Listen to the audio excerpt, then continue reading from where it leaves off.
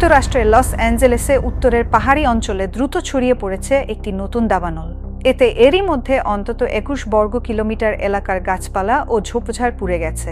বুধবার ২২ জানুয়ারি Los Angeles কাউন্টির কাস্টেইক lake এলাকায় সংঘটিত এই দাবানলের কারণে হাজারো বাসিন্দাকে নিরাপদ স্থানে সরিয়ে নিতে জরুরি আদেশ জারি করেছে কর্তৃপক্ষ।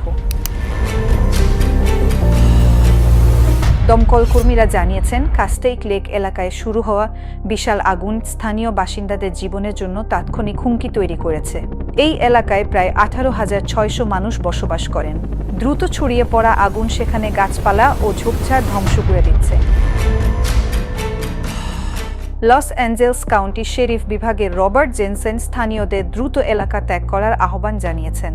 তিনি বলেন, এর আগে পলিসেটস ও ইটন দাবানলে অনেক মানুষের মৃত্যু হয়েছে। এ ধরনের বিপর্যয় আমরা এই এলাকায় দেখতে চাই না।